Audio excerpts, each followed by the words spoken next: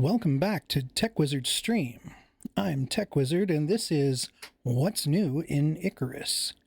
Week 163, Bug Fixes.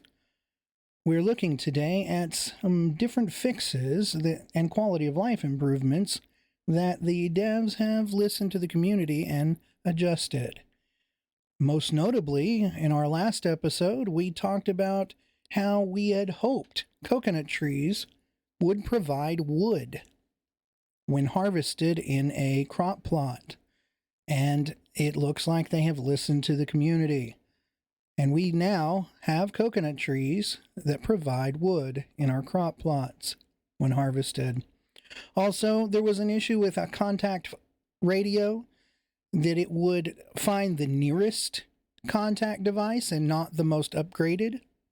That has been fixed. It will now look for the most upgraded and nearest. So that will be a good benefit for those who use the contact radio. Modifiers, buffs, debuffs, auras have been optimized so they will not perform updates every frame. This should provide frame rate optimization to the game. Fixed various issues with crop plots, as they would sometimes take damage when sheltered, but not in greenhouses. So sometimes you'll see that we'll get rain coming through the build, kind of a glitch that it should not happen. But here there was another issue that crop plots were actually taking damage from that weather effect. So now we're glad that we can build glass structures, such as with the reinforced glass, and those could count as a greenhouse in a sense for protecting our crop plots. Next, made adjustments to Simple 3 quest rewards. These rewards were providing outdated items, and those have been removed and new items put in their place. Also, did a balance patch or a pass on all fillable objects. So canteens, water troughs, barrels, all of those things have received greater or lesser capacity. Here it says a greater maximum capacity, but that is not entirely true. There was a reduction in the amount of capacity for certain things, such as barrels. But we'll look at that later in the patch notes. It says bug fixes. They released a number of small bug fixes, some quality of life improvements that have been requested, such as client performance improvements. As I said, there's a lot of technical information here. Occlusion optimizations, basically boil it all down. They have provided improvements across all platforms. I mean, if you have a server, if you're in a solo game, all that. Single players weren't affected by this, but when you were connected with other players, there was an issue with performance, so they've fixed that. Also, Lava Hunter respawning. Next week, they'll be able to enable the Lava Hunter to respawn on open worlds so that it can be fought again once the operation have been completed. So that's a nice quality of life. I haven't fought, I haven't fought the Lava Hunter, but it appears like in open worlds you fight it once and then it was gone. So it's good that they've caused things to respawn in open world settings. So we can come all the way down here to the changelog, and here we see some more details to some of the things we were looking at. Hot and cold processing effects blending is no longer done via multicast. It's now entirely client-side. I would say if it's client-side, then it would probably improve frame rate optimization, but we'll have to see how that goes. Damage number spawning is no longer reliable multicast. So, not sure exactly what that means. Perhaps somebody could tell me down in the comments.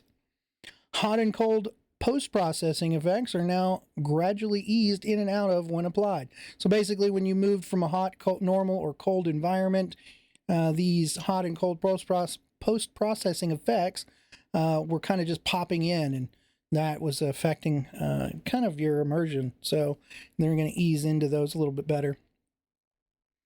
They've done some tooling for voxel brush actors. Again, I'm not a game coder. I don't really know what that means, but perhaps you can explain it in the comments.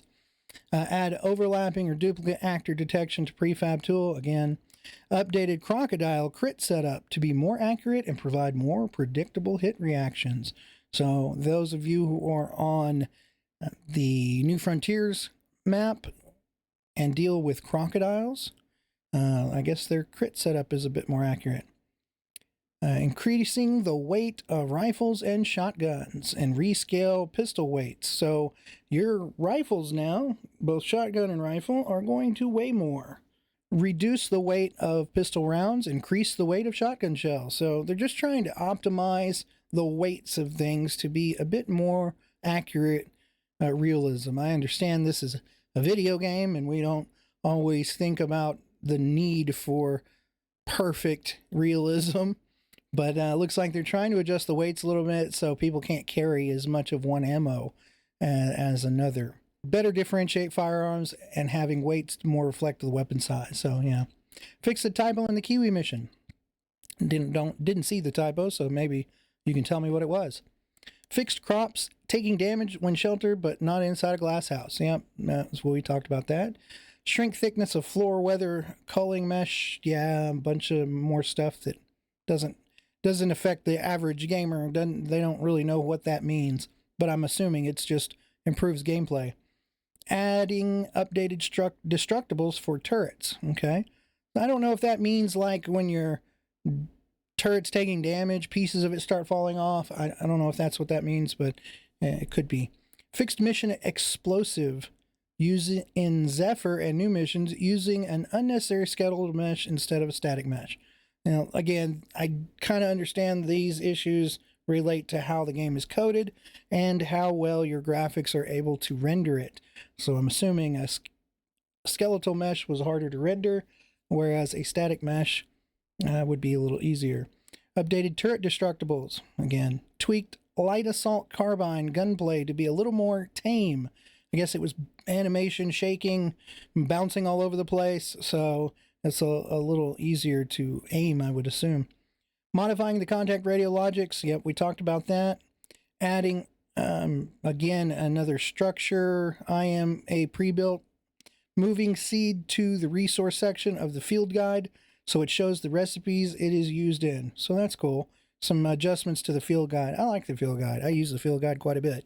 Do you use the field guide? Remember last week we talked about some updated quality of life features, and in the little picture inset they showed us the field guide, so it was kind of a hint to some things that were adjusted this week. So rename, let's see, fixed turret stand DM material, rename actor in Olympus from removed HOLD texture material setup. Okay, underwater rocks causing additional texture loads.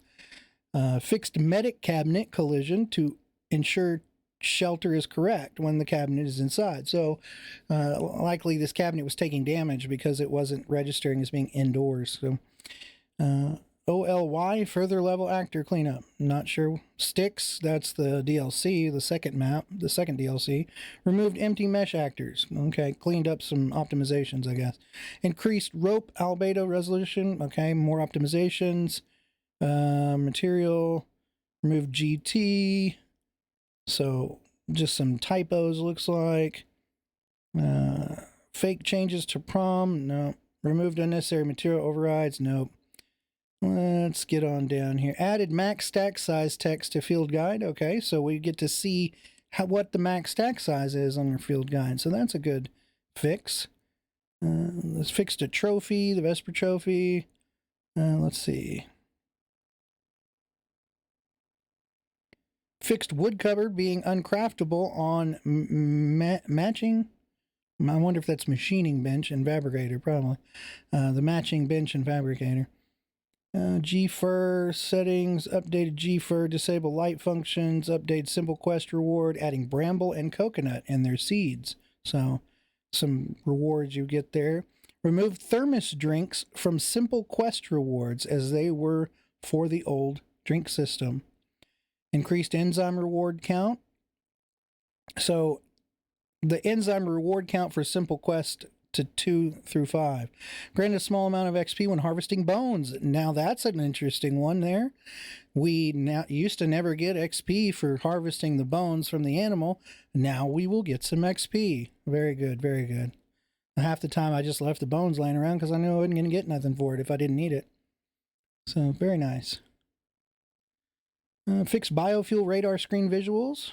Okay. Prevent radar. Tidied base class blueprints for readability. Let's see if we can find... there it is right here. Okay, so here's the kind of the thing about their statement that they've increased capacities. Balance tweak includes a large water trough from 15 liters to 30. Now that makes sense because the regular water trough was already 15 liters.